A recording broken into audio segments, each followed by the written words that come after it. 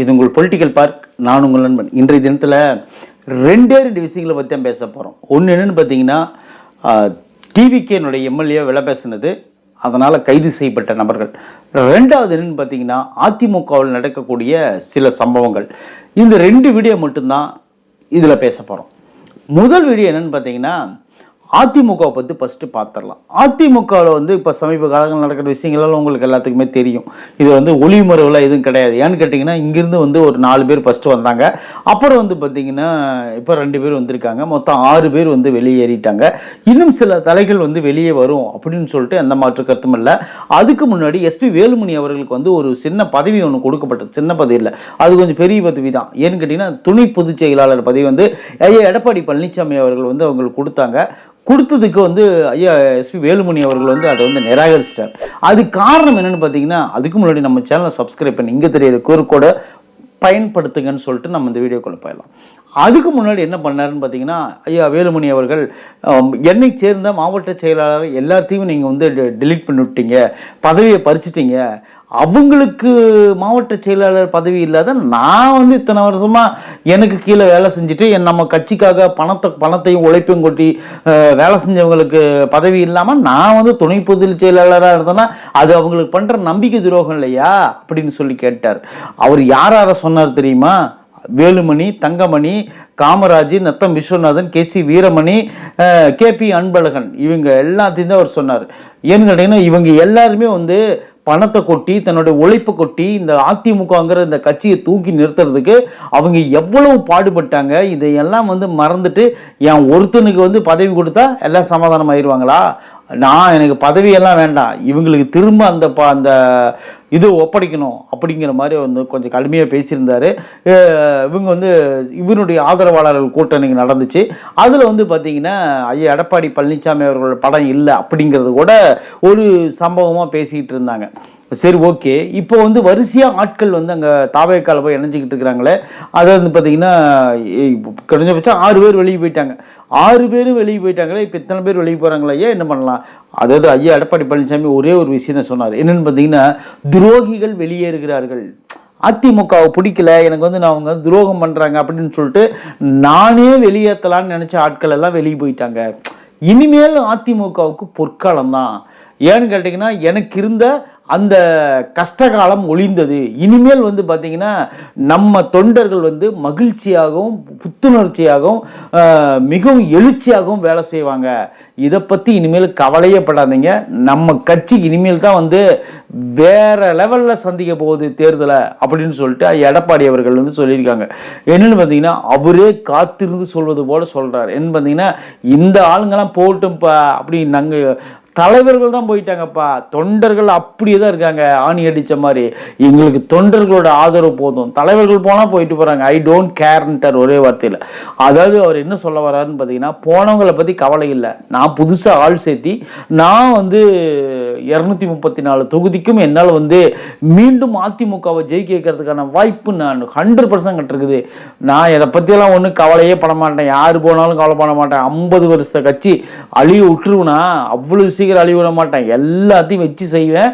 கொஞ்ச நாள்ல பாருங்க, தாவேக்கா ஏதாவது ஒரு இடத்துல தோந்துச்சுன்னா எல்லாரும் இந்த ஐயா எடப்பாடி காலில் தான் விழுவாங்கன்னு சொல்லிட்டு அவங்க ஆதரவாளர்கள்லாம் பேசிட்டு இருக்கிறாங்க. ஐயா அவர்கள் துரோகிகள் வெளியேறிட்டாங்க, அது சந்தோஷம் அப்படின்னு சொல்லிட்டு தான் அவர் சொல்லிக்கிறார். தவிர மற்றபடி அவர் இன்னும் கடுமையாக விமர்சிக்கலை. அந்த மாதிரி சிம்பிளாக முடிச்சுக்கிட்டு போயிட்டார். நான் என்ன சொல்ல வரேன்னு பார்த்தீங்கன்னா, இவ்வளோ பெரிய கட்சி வளர்த்து எடுத்துட்டீங்க, இதை அவ்வளோ சீக்கிரம் அழிய விட்டுறாதீங்க. எம்ஜிஆர் அவர்களுடைய கட்சி அது அப்படின்னு சொல்லிட்டு நம்மளும் நம்ம பங்குக்கு சொல்லி வைப்போம். ஏன்னு கேட்டிங்கன்னா, நீ என்னப்பா ஒன்றுமே சொல்ல மாட்டேங்கிற அப்படின்னு சொல்லி எல்லாம் சொல்ல வராங்க.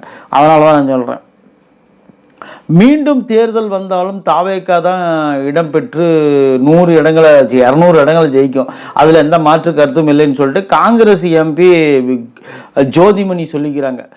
இனிமேல் மறுதேர்தல் இப்போ வச்சா கூட தாவேக தம்ப ஜெயிக்கும், ஏப்பா நீங்கள்லாம் அப்படின்னு சொல்கிற மாதிரி சொல்லிட்டார் அசால்ட்டா. சரி, ஓகே, அதெல்லாம் உண்மைதான், நான் இல்லைன்னு சொல்லலை. சரி, ஏதோ ஒரு வகையில் கண்டிப்பாக தாவேக அரசு இப்போ உண்மையிலே நல்லா செயல்பட்டு இருக்கு, அது எந்த மாற்று கருத்தும் இல்லை. அது வேறு ஏதோ ஒரு கட்சி ஜெயிச்சிருந்தா கூட நம்மலாம் கட்சியை பற்றி பேசுவோமா?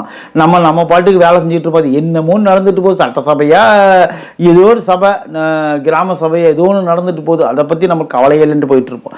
ஆனால் இன்னைக்கு சட்டசபையை ஒரு ஒரு குடும்பமும் உட்கார்ந்து பார்த்துட்டு இருக்கிறாங்க. அதுக்கு காரணம் என்ன தெரியுமா? சட்டசபையை விரும்பி பார்க்கிறார்கள் விஜயண்ணன் இருப்பதால். அதுதான் உண்மை. அடுத்தது பார்த்தீங்கன்னா முக்கியமான விஷயம், ரெண்டாவது விஷயமா நான் பார்க்க போகிறது, தாவேக்காவிலிருந்து ஆட்களை வந்து இழுக்கிறாங்க அப்படின்னு சொல்லிட்டு உங்களுக்கு எல்லாத்துக்குமே தெரியும். அதனால் இழுக்கிறதுனால ஐயா வைகோ அவர்கள் வந்து ஒரு விஷயத்தை சொல்லியிருந்தார். நேற்றைய தினத்தில் பத்திரிகையாளர்கிட்ட பொங்கி எழுந்தார். அந்த வீடியோ வேறு அவரோட வாய்ஸ்லேயே நான் போட்டிருக்கேன். அது போய் நீங்கள் வேணா பாருங்கள். அதுக்கு முன்னாடி துரை வைகோ அவர்கள் வந்து பேசியிருக்கிற விஷயம் வந்து ஒரு பெரிய கான்ட்ரவர்சியாக மாறி இருக்கு. அது என்னன்னு பார்த்தீங்கன்னா, திமுக வந்து குதிரை பேரத்தை பற்றி பேசுறதுக்கு அருகதையே இல்லாத கட்சி. ஒரு தொகுதிக்கு 20 கோடி ரூபாய் செலவு பண்ணிக்கிறாங்க. அப்போ 234 தொகுதிக்கும், அதாவது கூட்டணி கட்சிகளுக்காக சேர்த்து சொல்கிறேன், ஒரு தொகுதிக்கு 20 கோடி ரூபாய் செலவு பண்ணிக்கிறாங்க. மொத்தம் வந்து அவங்க பார்த்தீங்கன்னா 234 × 20 நீங்களே கணக்கு போட்டுக்கோங்க. அவ்வளோ கோடி ரூபா செலவு பண்ணி கூட அவங்களால ஜெயிக்க முடியல. டிவிக்கே தான் ஜெயிச்சிருக்கு. ஏன்னா இங்கே பணத்தை வாங்கிட்டு டிவிக்கே ஓட்டு போட்டாங்க.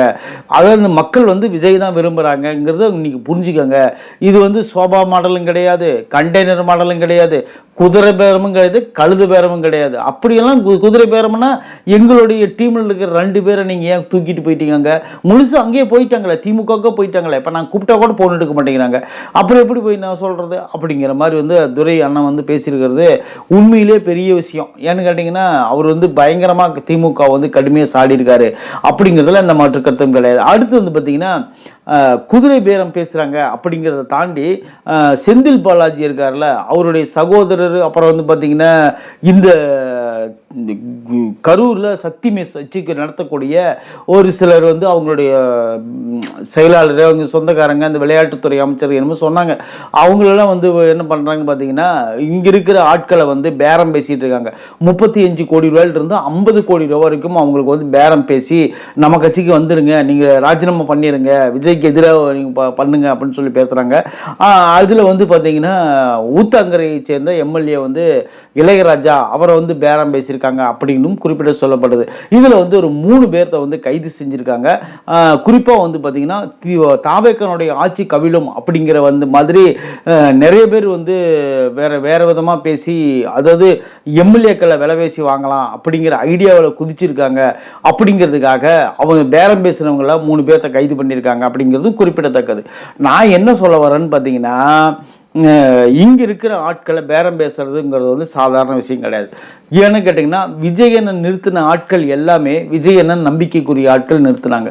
அது ஏதா ஒன்று, இந்த எடப்பாடியில் ஒரு ஆள் வந்து கொஞ்சம் மோசமான ஆளாக நிறுத்திட்டாங்க. என்னை மாதிரி ஒரு நல்ல பையன் நிறுத்தியிருந்தாங்கன்னா விஜயண்ணனுக்கு ஆதரவாக உயிரை கூட கொடுத்துருப்பேன். ஆனால் பாருங்கள், இப்படியெல்லாம் நடந்துச்சு. என்ன பண்ணுறது? அப்புறம் ஓடுங்க, அதெல்லாம் சவ மேட்ரு, அடுத்த எலெக்ஷனில் நான் பார்த்துக்கிறேன். அப்புறம் வந்து பார்த்தீங்கன்னா, இப்போது இருக்கிற சூழ்நிலையில் இந்த ஆட்களை வந்து தூக்கிடலாம், இந்த ஆட்களை வந்து பறிச்சிடலாம் அப்படிங்கிற எய்மிங் யாரும் பண்ணாதீங்க. ஏன்னு கேட்டிங்கன்னா, அவங்க வந்து பணத்துக்காகவோ பதவிக்காகவோ வரல. விஜயண்ணன் அப்படிங்கிற அந்த முகத்துக்காக தான் வந்திருக்காங்க. மக்களும் அதுக்காக தான் ஓட்டு போட்டுருக்காங்க. விஜயண்ணன் செய்கிறாரு, செய்யலை, விஜயண்ணன் வந்து பாதுகாப்பாக வச்சிருக்காரு, வைக்கல, அதெல்லாம் உங்களுக்கு விஷயம் இல்லை. விஜயண்ணனுடைய முகம் அவ்வளோதான், அவர் செய்வார், அவ்வளோதான், மொத்தமாக நம்புகிறாங்க. வேற எதுவுமே கிடையாதுங்க, ஒளிவுமறைவே கிடையாது. விஜயண்ணன் செய்வார், விஜயண்ணன் நல்லது செய்வார், அவ்வளோதான். அவங்களுக்கு தெரிஞ்ச, மக்களுக்கு தெரிஞ்சது எல்லாமே அதுதான். இந்த 1,72,000 பேர், 74 லட்சம் பேர் ஓட்டு போட்டாங்க பார்த்தீங்களா, அவங்க எல்லாரும் விஜயண்ணன் நல்லது செய்வார், அவ்வளோதான், எங்களுக்கு வேற எதுவுமே தெரியாதுப்பா, அதுதான் அவங்க இப்போ பண்ணுறது. சரி, ஓகே. இந்த குதிரை பேரம் பேசுறது, இந்த மாதிரி வந்து இது நிறைய இடங்களில் வந்து பண்ணுறது, இதெல்லாம் வந்து தாவேக்கானவர்கள் மிகவும் கண்டிக்கிறாங்க.